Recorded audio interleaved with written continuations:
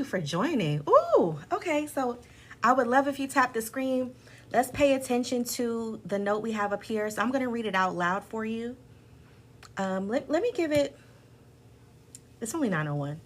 Let me give it a minute or two for everybody to come in before I close the door. Good evening. Guess you are. We in this mug.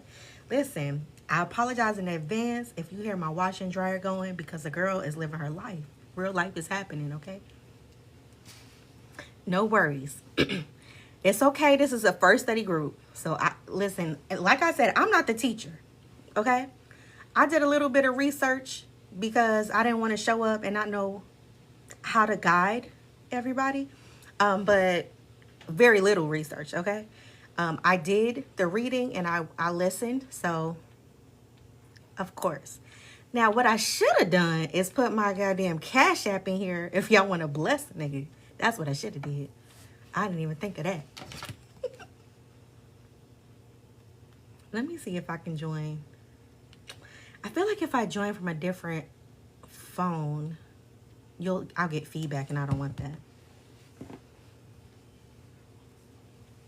But if you would like to Cash App me, it's Cash App my handle. Now listen, before we get started, there is a fake account going around with my name with the underscore at the end of it. That is not me. I am not in anybody's inbox asking them about crypto, okay? Hey, Brandy. So if you don't know, we all joined Hillman University. Excuse me. And so this is study group for specifically Dr. Barlow's Intro to African American Studies. So I gave everybody, y'all can go watch my playlist. If you want to leave and come back, go watch my playlist. But I gave the list of what we were supposed to cover this week. And so this discussion is specific to the first two things that were on the syllabus, okay? But yeah, so there is a fake account going around. It's not me. It's the fake account is Brandihelena with the underscore. Mine is Brandihelena S, okay? So if you see that account, I'm not inboxing anybody. Let's just start there. I don't inbox people. I don't got time for that. Honestly, with the book club that I run and now with this, I'm glad my husband's out of town because he wouldn't get no attention today. All right. Thank you for reporting it. You said you tried to report it. Yeah, you can report it for other reasons. I tried to report it and they declined it. I'm hoping my friend Day was telling me, she was telling me another way that I can basically say I have an issue with TikTok. So I'll do that. But I was getting ready for this all day. Okay. I don't know about y'all. Hey, Taj. I see you, Taj. Okay. So we're going to get started. I will absolutely be inviting people in as we go along. But first I want to do some basic guidelines and talk about where we are and what we're doing. Okay. So as you probably know, if you're here, it's because you either are in, you're auditing, or you got locked out of Dr. Barlow's Intro to African American Studies. Now listen, I followed her before she went private. I can only give you what she gave, right? So I did a video where I went over bullet point by bullet point what she has listed for us to have completed this week. All right. So the first thing on that list, if you look up here at the top, was to read I Will Not Vote by W.E.B. DuBois. And then the second thing we were supposed to either read or listen to, you can listen to both of these on YouTube. I read and listened to both of them because specifically with poetry, I find it more impactful, okay? So Gil Scott Heron's The Revolution Will Not Be Televised. So just so you know, Gil is actually short for Gilbert, which is my grandfather's name. I thought that was really interesting. But this part is a joke, right? We're not actually on Blackboard, okay? But this is your Blackboard discussion, all right? This counts towards your grade. Just go with it, all right? So I am going to, let me see. Thank you. You can request to be a part of this live, and I will definitely let you in. Here are the rules for when you start to speak, Okay, because just for clarity, I'm not teaching you. I am facilitating a study group. Okay? There's no books. There's no books. Read up here at the top. These are, the first one is I will not vote. I think it was an article when he wrote it. I would call it an essay today. And then the second one is a poem. Both of them are available on Google and YouTube. Okay? No books. I'm not buying no more books. Sorry. Okay, so I just wanted to first, Dr. Barlow asked in her joking way, I'm talking like I know her and I don't. Dr. Barlow said, when you come to class, you should introduce yourself. So here, when I start accepting people to join us live, you're going to introduce yourself with your name, your city, your pronouns if you want to, your classification, and your major. So let me do that right now. My name is Brandy, or Brandihelena. That's my handle. I live in Atlanta, but I'm originally from Jamaica, Queens, New York. Hey, where New York at? New York, stand up. My pronouns are she, her. My classification is senior, and my major is the black woman is everything. The black woman is gold. Okay? That's my major. Now, I don't see anybody asking to be a part of the live. And I'm slightly confused because you didn't come here to learn. You came to discuss. This is Blackboard discussion. So I'm trying to figure that out. But in the meantime, listen, I got 2 hours and that's it. But I'm trying to figure out why don't nobody want to talk? Why don't nobody want to talk about this? Because you should have did the reading already. You gotta come to study group prepared. It's at the top, baby. No worries, Brandy. So right here at the top, it's a poem. The first one is an article and it's a poem. So you gotta come to study group prepared. You gotta come to study group prepared. It's 173 people in here. Ain't nobody to read it. You can't go live. Okay, let's see. Oh, okay, I got it to Wikia. I didn't see it. I'm sorry. Talia, do me a favor. Go on mute for just a second. Hey, sis. I want to give some information about who W.E.B. DuBois and Gil Scott-Heron are, and then we're gonna get the conversation started. Okay, I'm seeing the request finally. Okay, so I got Mama Jen and Michelle. I'm sorry, y'all. Usually I would go live from my laptop and then talk to you on my iPad, but since TikTok left and came back for whatever reason, I can't go live from my laptop. That's not working for me. So I am on my iPad. Okay, so I'm reading from my laptop from some notes, okay? So who is W.E.B. DuBois? That's the first part of the conversation we're going to be discussing. This is very little, okay? You got Google, okay? And I'm not her. So W.E.B. DuBois was born in 1868. You should be writing this down. I don't see your pens. Where are your pens? I don't see no notebooks, nothing. I'm not talking to you, Talia. I'm just saying, because I know you, me and Talia here. Okay. So he was born in 1868 and he died in 1963. Hold on. I got too much going on right here. Okay. When I looked into this, the comment that I saw was that W.E.B. DuBois was the first man to earn a PhD from Harvard. And let me be transparent. I don't like that because that's not the reality. The reality is the reality is he is the first black man that Harvard allowed to earn a PhD, because obviously he wasn't the first black man capable of earning a PhD. Clock it, okay? So absolutely, he was the first black man they allowed to earn a PhD. And I also don't like when people say receive. I don't receive nothing. I don't receive no goddamn degree. I worked my ass off for that degree, okay? So I earned that, and so he earned that, okay? A little rant, okay? He was a sociologist, an activist, and an author, and he was a founding member of the NAACP. Y'all writing this down?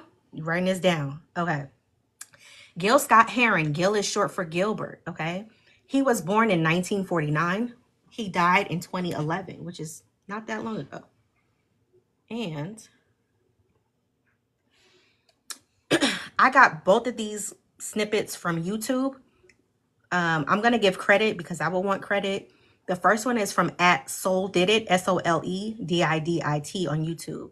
He is credited for being a forefather to modern day hip hop. He was a poet, a musician, and author that inspired the creation of rap and neo soul as we know it.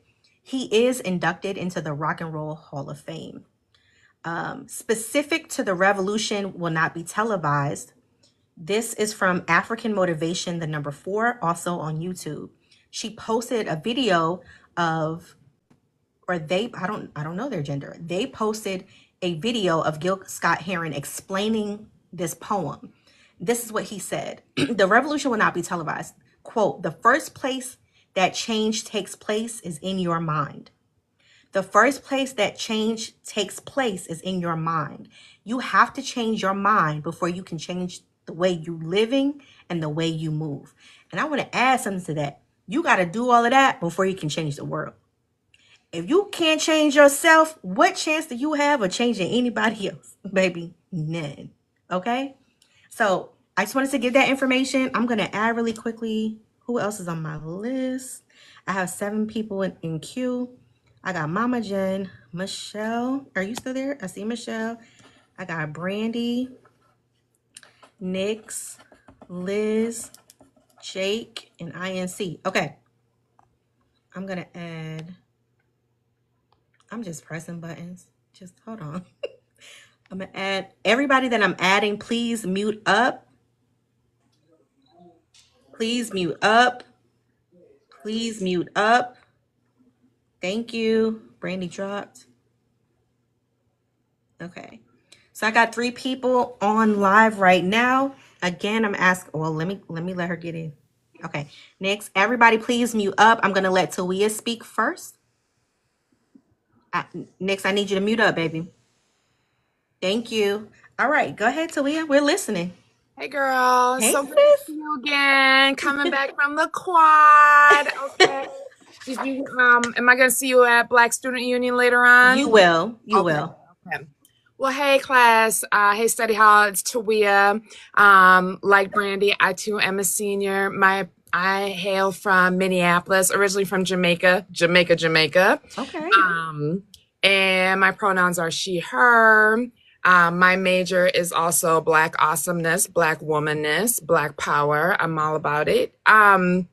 So yeah, did you want us to just do our introduction and then go through each one, or did you want us to give our perspective on so far? Great question. I really want to focus on, because I set aside 2 hours, I want to focus on W.E.B. Du Bois. I will not vote yet first. And I want to talk about specifically what similarities do we see in what he had to say and how a lot of specifically Black men feel today, and then has anything really changed in what he's talking about versus how we feel as a collective after this most recent election. Right. Okay. You know, this was my first interaction with this one specifically. I've always heard of W.E.B. Du Bois, but never actually read any of his literature. So I was really struck at how much parallel and symmetry and how much conversation, not only from this election, but previous elections, of the lesser of two evils, or you know, gosh, am I giving away my vote by voting third party? And so many of the same sentiments and questions I had. So it was just, for me, just another one of those markers of how history repeats itself, and we see it in so many different dimensions. And then also, I can't remember who he said with, you know, he didn't promise the Negro anything and he delivered on that. And just how many times we have either not received what we've been told or promised, or we've been promised the world, or, you know, in this last case, we were promised nothing, and we're definitely getting worse than nothing. So I just saw so many parallels to what we're currently going through, and then what we've just seen so many times over and over again through history. And one thing that actually I left after I read the poem a couple times, that I left the article with, was my own reflection of how I've shown up or even viewed other people and their voting history. Because I've always been like, people died for this. How you don't have the right not to vote. You have to, at least this is your civic duty, and I don't care.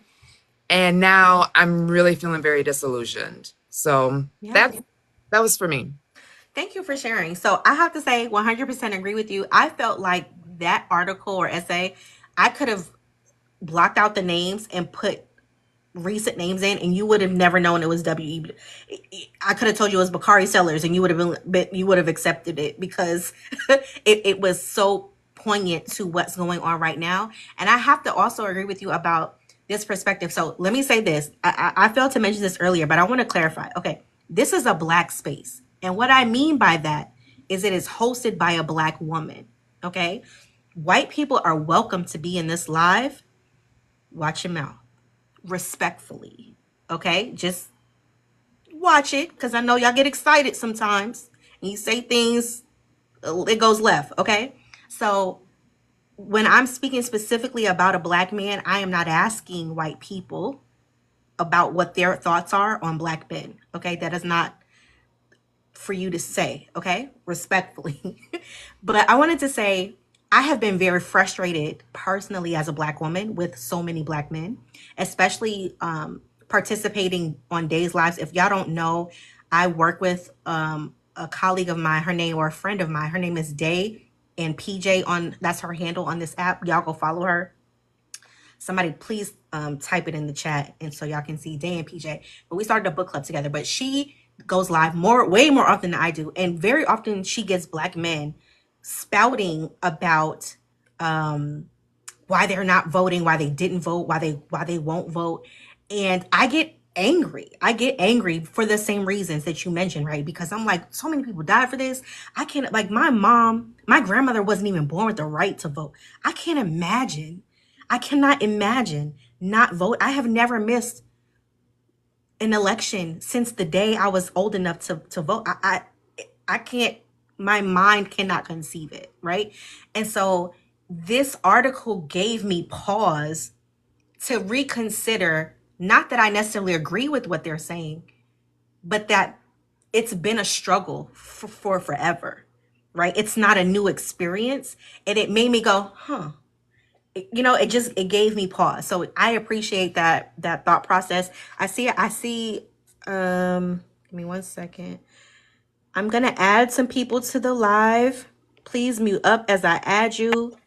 Please mute up. Please mute up. Please mute up, Michelle. Thank you. All right, Mama Jen. Hey, thank Hey. you very much for having me and letting me come up, and also for letting me join your study group. My name is Jennifer, but most people call me Jen. I am a freshman. I live in Moberly, Missouri, which is this teeny tiny town kind of halfway between St. Louis and Kansas City. And I use she, her pronouns. My majors are unwhitewashing history, and I have a minor in what in the heck was I doing all these years. Thank you for the transparency. And that's why I say I'm a freshman, right? Because I am brand new to a lot of this. I own the fact that I was ignorant for a very long time and am now trying to educate myself. I appreciate the questions that you asked. I will not speak on the comparisons with how Black men feel today, because I don't feel like that's my place, nor do I have any experience or reference point to go on for that. So I won't speak on that. What I will say was that in reading I Will Not Vote, one of the very first things that struck me was similar to you saying you could have put any name or any period of time in there and it would have been relevant. Right. But also that I could have put myself in that essay and still felt a lot of the relevancy, because there's been so many times that I've thought, why should I vote? It won't matter. It won't make a difference. I'm picking between the lesser of two evils. Do I write somebody in? And so the frustration that he expressed through his words and in his essay just really struck me as, wow, that's the same things that we're going through with a lot of our elections, and it was just very poignant to hear that we felt the same way or felt similarly. It was also somewhat frightening to see how much history repeats itself and how we're stuck in this same cycle, and we have to really actively fight to change it. Absolutely. I 100% agree with you. Like I said, I read that and was floored. Considering who, I think the reason why I gave some of the bios is because for me, it's helpful to understand.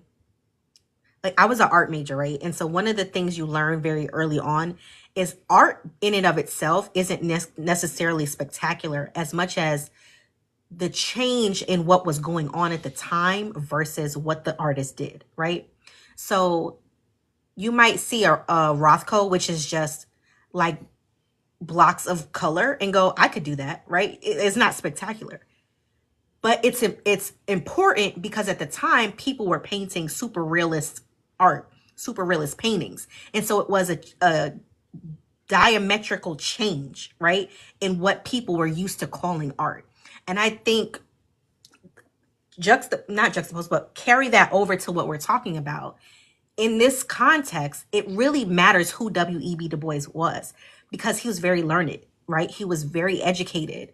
And so my perception of a lot of the men in particular, not even just the men, but a lot of the people who are like, oh, I won't vote. It's not just like, I've heard white women say this too. Oh, I won't vote, or I didn't vote. The thought process, we want to believe that it's because they're uneducated. That's what we want to believe. But in truth, this man was about as educated as it was going to get, right? He had a PhD from Harvard, and still he was like, yeah, no, I don't think this is for me, because I'm playing with my time. Like, I have better things to do. So yeah, I think that was really a good call out. Thank you so much. Now, anybody who's already spoken, feel free to drop down. You can stay as long as I have you, but feel free to drop down if you don't have anything else to say. I'm going to go ahead and move to INC. I don't know if that's specifically ink, but you can come off mute. Hello, my name is Nicole Crockett, Inc. Nicole. Okay. Yep. Hi, Nicole. Hello. I would probably say I'm a senior. Okay. As far as I've been black my whole life. So, too. right. I've been black my whole life. I've worked in corporate America my whole life. So everything from microaggressions to you name it, what people are talking about today, I've been through. I think that as a person who loves history, loves particularly Black history, African American studies, I think three things come to mind when Okay, I I'm taking read notes. this article. Three things come to mind. And number one is how we as a group, right? So whether it be men or women, you know, we've had different discussions on, this platform and others about one dropper, who is and who isn't. We as a group collectively from this article know that, as we've kind of echoed, that all we do have power in what we know to be voting for, right?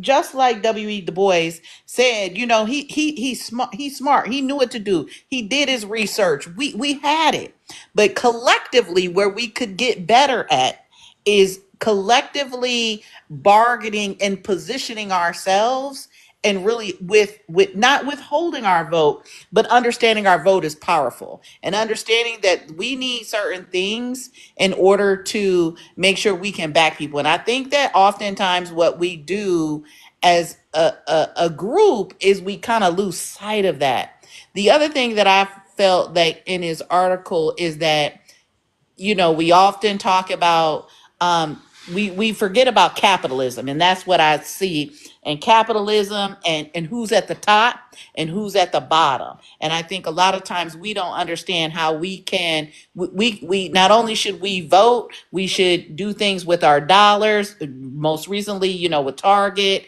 and things like that, we have power. And I don't think sometimes we acknowledge how much power we have. And then the last thing I think is that, when I read this and how I feel is that things like we use words today, or words that we were taught that were bad words, like, universal health care and fair housing and all of those things that we have been taught, really programmed to think are bad things. Those are not bad things. Those are not handout. Those are things that are owed to us, because as Black people, not only have we built this country, we've supported, we even paid our taxes. So we definitely deserve and need those things. I think oftentimes we're shamed, and other people on other sides, we're viewed to be, oh, well, we're just asked for a handout, or we're just a victim. Absolutely not. Those are things that are very clear in this letter, that are things that should be, afforded to us like they were afforded to other people. Nicole, I wasn't ready. But I did write notes, and what I got from what you said was powerful. You're talking about financial power, you're talking about the power of our vote, and you're talking about the power of, it's financial power, but in the sense of what we pay into the government. And I love everything you said. I want to point out something at the end of what you said that was very important to me. Now, I'm going to tell a little bit about my mama business. I don't think she'll mind. But my mom is right around retirement age. Like, I think you got to be 65 and a half or 65 and 9 months or something like that to get Social Security benefits or whatever. So she's like 9 months away from that or something, right? And she left her job maybe a year ago. And I told her, I was like, Mom, why don't you go ahead? I said, how much do you pay for groceries? She said, a month. She said about $300. I said, well, you're not working. You don't have no income. She got quite a bit of money saved. But I was like, it don't make no sense to use your savings on groceries. Why don't you apply for stamps? And she was like, no, I don't want to do that. And she pussyfooted around for a year. And then finally she applied and she got it, right?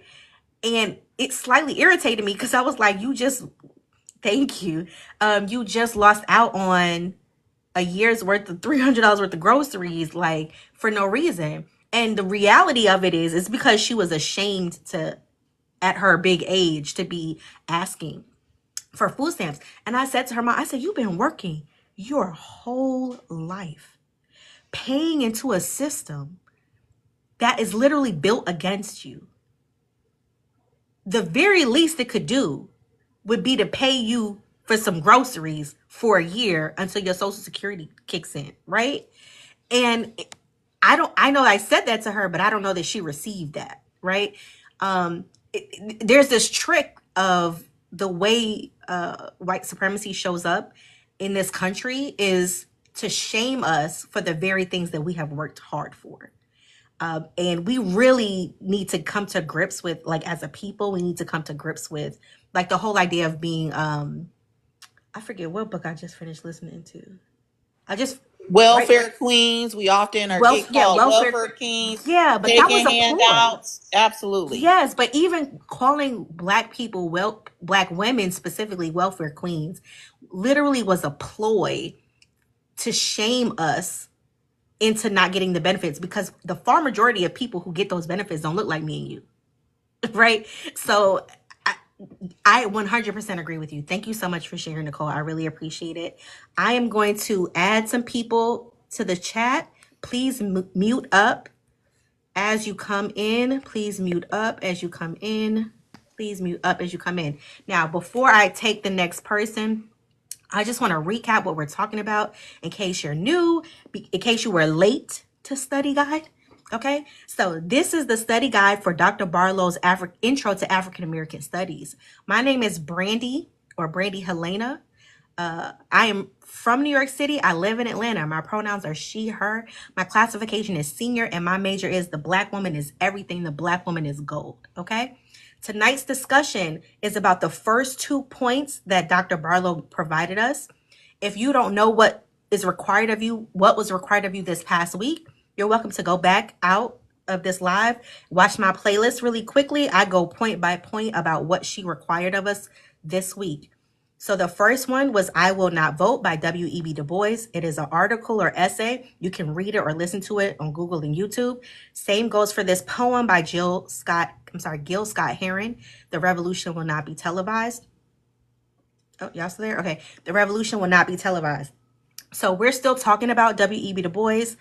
After the last person that I just added speaks, we're going to move on to Gil Scott-Heron's The Revolution Will Not Be Televised, because I only put aside 2 hours and I wanted to talk about this for about 45 minutes, talk about the poem for 45 minutes, and then we can just talk for the rest of the time, okay? So I have Michelle next.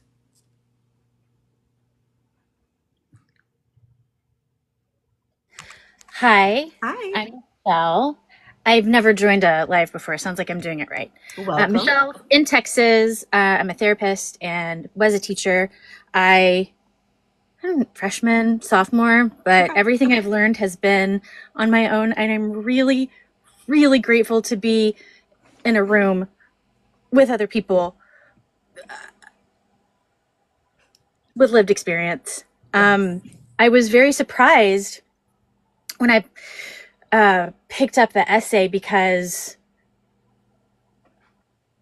I have been thinking so many of those thoughts since November.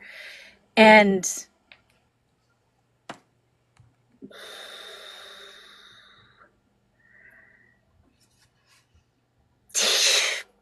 a PhD from Harvard. Like, what?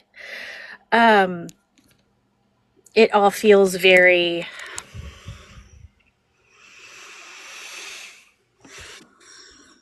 like all this stuff is happening really far away and a little bit pre-planned. And if we can all fight one another, then oligarchy and plutocracy and white supremacy and capitalism can continue, and then we can just continue to like suffer, and nobody has to do internal work, and then we keep harming one another, particularly people who look like me. I would say my major current would be like anti-oppression, particularly in the healthcare setting. Because, yeah, I'm pretty sure I went to school with almost all white ladies. That's really all I have to say. I'm going to listen. Thank you so much for doing. I am really glad to be here. Thank you. No worries, Michelle. Thank you for stopping by. You can drop off the guest list and stay and listen. One of the points you made, I think we're going to talk a little bit more about it in The Revolution Will Not Be Televised. You said specifically it's internal, and I absolutely agree with you. I'm going to really quickly do a shameless plug. Listen, myself and Day, we started a book club that is specific to white women. This book club is called the Anti-Racism Book Club. That book club, listen, I'm gonna be transparent, okay? It does cost money because Black women deserve to be compensated for their labor, and labor, it does take. We have a meeting once a month. We provide you we don't provide the book, we provide the name of the book. We have a meeting once a month, but we meet twice a month to accommodate the number of members we have.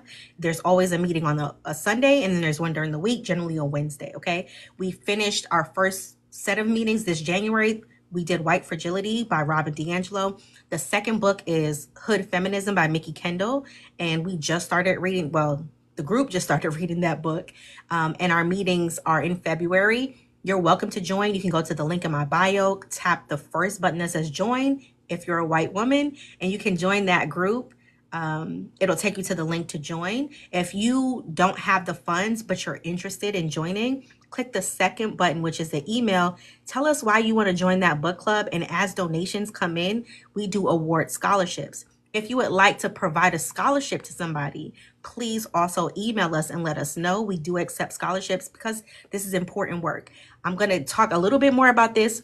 The reason why we started this book club, I know Black women, I know collectively you're telling me, sis, what are you doing? We're supposed to be chilling. We're not supposed to be working. We're done. We clocked out. You're right. I respect your right to clock out. Day and I came to the conclusion after the election, after we crashed out. You're welcome to watch my election playlist, Crash Out. Okay. After I finished crashing out and feeling my emotions, I couldn't stay there. I couldn't stay angry, right? And so we decided that the 47% of white women that did vote for Kamala, are the ones who are going to activate the rest of these white women to vote the right way in 2 years and in 4 years. It's not for me to do, but it is for that 47% to get active, to get organized, right? And so what impact could we make on those 47%? So this book club is specific to women who want to do that, white women who want to do that work, all right? So, all right, I'm done talking about book club. I saw Haley. I saw quite a few members already here learning about what they could learn for free, because ain't nothing else free over here. Okay? I want to go. We did. I don't know how to pronounce your name. Is it Liz? It's Lysoki. Lasoki. Thank you. It's a anagram of my children's names. Okay. Lila, Sophia, and Keith. Lysoki. Beautiful. So I first want to say thank you so much for creating this space. Of course. And in because I did my homework, I did my reading, and I watched the video. And as it relates to Dr. DuBois, what the thread throughout that whole essay was a resignation. He had prepared himself, resigned himself to have to accept something that was not necessarily his choice. And I think that that is what we are seeing right now with the F around and find out things that we're seeing play out on social media and in our friend groups and what have you, is that Black people, Black women have always been ready. We go through every possible scenario of what could, what couldn't, what might, what should, and we resign ourselves that there's a choice we have to make, a decision we have to make to survive. And this demographic that's dealing with the find out stage, they have never had to do that. There has never been an election in this country where the majority population would have any risk, any question of safety, of coverage, of monies. They just never have. And Black people, as a collective, we have always had to live under the guise of what if it's not going to be enough and it's not for us. If you think about Social Security, think about when it was implemented. There was one classification of employment that could not pay into Social Security. And what was that? The domestic worker. And who was that? Black people. Brown people. How were we able to, that was a clog in the system to build wealth, to save for retirement, to have something to live on once you've stopped working. But my point is that yes, we have had to resign ourselves to the fact that it is what it is. But this live stream right now proves to me that this is why we will always rise, because the world is burning down and we are here in this place saying that that's going to always be. We're going to always get the shit in. We're going to always get the shit in. But this is why we are hated so much. Is because no matter what the circumstance, we're going to rise up. We're going to pour into each other. We're going to build up each other and say, I got you because you got me. I love that. Thank you so much, Lesoki. I love you, sis. I don't know you, but I feel so loved and affirmed in this space, with so many beautiful Black women, and the comment section on all of my videos have just been so much love. And I saw somebody comment and say, Black women will always build community. Always. Always. We will always build community. And it's so interesting to me because in hosting this book club with white women, what they ask me a lot, and listen, I know a lot of y'all are new to me and my content, but let me tell you, my handle is Direct Discourse. Okay. I'm a straight shooter, no chaser. I'm a New Yorker and I'm a Leo. I don't I don't know no other way, right? So I'm not saying anything that I wouldn't also say to this my book club, but white women are always asking me, well, what do I do? What's the next step? I want to help. Listen, I saw a Black woman that I have never met in my life tell me I'm in her African American studies class. And I took the time to watch 2 videos, make some notes, and post a video. Nobody gave me the blueprint. I saw a need and I filled it. Day texted me today and said, oh, I didn't know you was actually in class. I said, girl, I'm not. I'm not in class. But I saw an opportunity to engage with Black women. And so that's what I did. Right? Right. So we make the blueprint. And so while white women are like pulling their hair out and trying to figure out what the next step is, baby, we got PhDs and master degrees. And we find a community and building because we have never had a choice but to. That has never been an option for us. It's because if we don't have us, don't nobody have us. Right? And so it's so affirming and uplifting to see so many Black women clock in. It's so uplifting to hear you, Lasoki. Thank you so much for sharing with us tonight. I appreciate that. You are the architect. Yes. We are the architect. We are the architect. So when you are the architect, we are the blueprint. And keep that in mind as we have these discussions. We are the architect. We always have been. Absolutely. 100%. Thank you so much. I'm going to go ahead and I got 2 more people on this topic, and then we're going to move to the revolution will not be televised. Okay. I'll take, is it Brown? It's some letters I can't see. Sorry, it's Brown Babe. Brown Babe. Thank you. I read a portion of the W.E.B.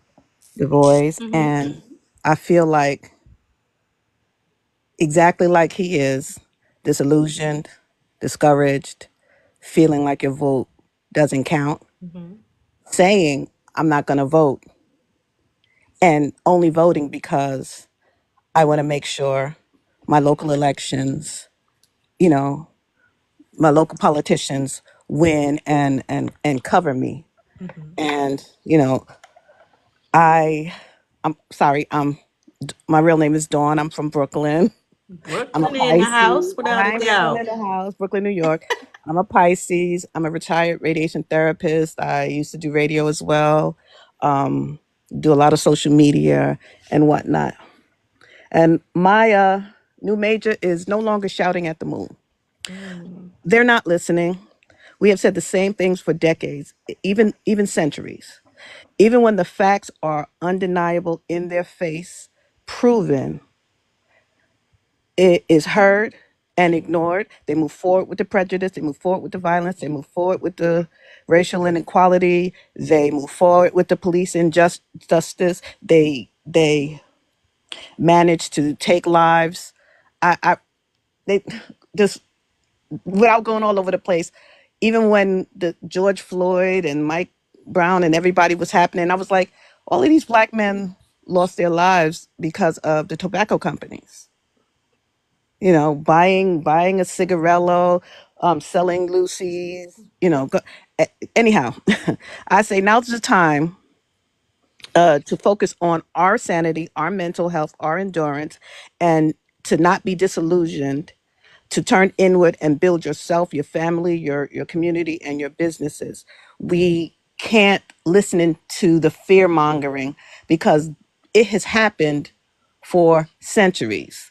The Republican keep us on our toes, scared of war, scared of, several different subjects. The Democrats keep us on our toes, scared of the Republicans.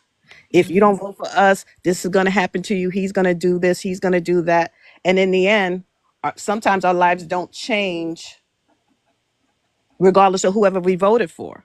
I can't say there's a president in the last 40 years that has changed my life. But this president, oh, he's making changes. He's got people running scared. He's I'm in New York. They're people are secretly telling each other, to not go in this place and not go in that place because, certain, authorities are around, and it's a very scary situation. And it happened at the beginning of his last election. So he's just trying to look like the promises he made to his people, that he's coming through with it. But that happened for maybe like a month or two, and then it was business as usual. I remember cab drivers saying their regular riders are not, around. They're hiding. They're fearful. No nursing, no CNAs, no. But anyway, that's what I wanted to say. I felt like he felt disillusioned and not wanting to vote because the time was wasted, for the election for Biden. I stood out in the rain in pain. And so this time I was like, it depends on the weather if I go or not. It just feels like you're powerless and you're wasting your time and you're shouting at the moon. And I don't feel like doing that anymore. I understand. I definitely can relate to I think the hopelessness didn't hit me until we lost the election.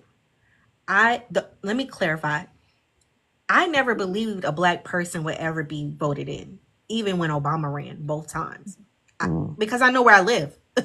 I know this country, right? And when he won, I was disillusioned. I pause for a second. I blocked Terry. Y'all ain't got to worry about Terry no more. Okay. But I was disillusioned when he won. I thought to myself the first time, and I excused it and I said, the white people must have thought he wasn't actually going to win, so they didn't bother to vote. Right. Right. And then he won a second time. And I was like, did something change? Is it something changed and I don't know about it? Right? I was disillusioned. And we have been paying for that disillusionment since then. Excuse me, Brandy. Yes. Brandy. Yeah. Can I interject here? Sure. When Obama ran the second time, I was at Nordstrom getting on an elevator, and I had on a bedazzled Obama T-shirt, and there was an elderly white man getting off of the elevator as I was getting onto the elevator, and with the most condescension, he looked at me and I looked at him. He looked at my T-shirt and he said, "Make sure you get out and make sure you vote." And I said, "Sir, it is not I who you should be worried about not voting today." Mm-hmm. Because it was as if it was a foregone conclusion to him. Yes. That he needed to remind me that my vote counted, as if I needed that motivation, Right. if you will. Right. And when people look at you, when you talk about certain issues and they say, "I don't think about that. That's a luxury A privilege. that Absolutely. we do not have. We cannot, it's a generalization, but let me just say this. When a white person decides to move, they can throw a fucking dart on a map and go. But I have to be worried about if But I'm safe. I gotta do my research. I gotta find out if it's safe for me. I gotta find out if it's safe for my children. What are they teaching in the schools? That is just labor, mental, physical, emotional labor, that there's a demographic in this country that has never had to endure. I'm gonna pause you for a second. I saw I think it was Mama Jen said she's never understood how people can be so disrespectful. And I want to answer that and say, because we're not human to them. Absolutely. You have to you respect people who you think this. I want to help white women real quick. And I want you to approach, thank you. I want you to approach this idea from the same perspective of how white men look at you, right? How you're not their equal, and you make 75 cents to the dollar, and they want you to stay home and be barefoot and pregnant. You You're can not even a make full as human much as a being. man and he will still shit on you. Right. You are not equal to him, right? He talks to you as if he what's that episode where you're the sorry people, right? Like, men don't treat women as human beings, as equal. And it's the same experience that Black people have with white people who don't see us as human beings. So you do respect human beings. You don't see us as human beings. And so that's why the world is burning to shit, is because we're so capable of dehumanizing people and utilizing language that allows you to be transphobic, allows you to be homophobic, it allows you to be misogynist, to exhibit misogynoir. All of it is just once you dehumanize a person, even in the reports of Gaza, the Gaza Strip, and everything that's happening in Palestine, when they talk, Crutches and Spice talks about this all the time, or has talked about this, where she said, listen to how the reporters report. Yes. When they're talking about people who have been unalived that are Palestinians, they'll say that they're casualties. But when they say, when they're talking about Israelis, they'll say they were unalived, because that tells you that somebody perpetrated it and somebody needs to be held accountable. Right? But when they're talking about people they're trying to dehumanize, they don't say they were unalived, they were casualties. Right? Like they were never alive. Correct. And Yeah, so and I think that's a good segue into what's next. The revolution will not be televised. we're gonna get there, but I want this last person. I'm with you. I'm I with you on that just one, want to because make one more that's point. exactly it. That's Yes. what I they just want to Okay. make want us one more to point before I hear. drop down. Okay. Go ahead, Brown Babe. I'd like, when I say focus, in words, focus on you and your businesses and your children and whatnot. As a person that used to be in healthcare, I want to say it is at the utmost of importance that you advocate like crazy, and you document like crazy the way you're treated in the healthcare system. When you are rejected, when you are mistreated, even when you are treated properly, who did it, who was wonderful, who can I refer, but make sure you advocate strongly for your children, for yourself, especially in medicine, especially in healthcare, especially in education as well. Don't shortchange yourself or your children. And we are not shortchanging ourselves, because we have gathered together to teach ourselves. And these these African American study classes need to be taken so that we can teach. We need to learn so we can teach our children. We need to learn so we can educate our grandchildren. That's it. Absolutely. Thank you so much. I appreciate you. Thank you guys for uniting. Thank you guys for teaching. I really appreciate this. Absolutely. Y'all, I want to point out before the next person speaks, this is going to be the last person that speaks on specifically W.E.B. Du Bois's article, I Will Not Vote. And then we're going to transition to The Revolution Will Not Be Televised. Keep in mind, I will be going live tomorrow again. That conversation will specifically be about the television show Atlanta, season 2, episode 6, called Teddy Perkins. I have not watched it. I watched the first season of Atlanta. Don't judge me, y'all. I couldn't get into it, but I'm gonna watch this particular episode. because Dr. Burke, is it Burke? Am I Dr. Barlow? This is not wine. I promise you, this is Crystal Lake. But Dr. Barlow mentioned it in her most recent video. So that's what we're going to be talking about tomorrow. I will post it. Make sure y'all follow me. And I will keep a playlist. And after this live, I will make a video just kind of like putting together some of these ideas so that you can have that as your notes if you couldn't make the live or you couldn't stay for the whole live. Okay? So the next person I have is Holmes, is all I can see on your name. You're welcome to unmute. There you go. Homeschool. Hello. Hello, my name is LaShawn, LaShawn. and I'm from Baltimore, if you can't tell by how I talk. Be more in the house. And if you ever, I always say, if you ever seen the corner, that's kind of where I grew up in that kind of area, like North Avenue and all them hot spots. So pray for me. But I'm a junior, and my degree that I'm getting is Black Education is Elevation. Yes. So I'm all about making sure that education is on the front line for our babies, because sometimes I think when we have these like dialogues and conversations, we leave out them just because we're trying to feed our brains, kind of skip over them a little bit. So don't forget them. Don't forget the little ones. But after I read through W.E.B. Boys thing, I get what he was saying, because when it comes to voting, we aren't really represented in it. But I feel like sometimes we sit and complain about the voting process. So my question would be to form is, what are we doing next to change it to make sure our vote actually actively count? Because I think that's the question we miss when we're having these conversations. Like when Trump won the first time, I literally drove myself crazy. Mm-hmm. I spent 4 years in craziness. Like I could not turn it off. I remember sitting there bawling my eyes out when he won the first time. This time was a little dramatic. I couldn't even catch my breath.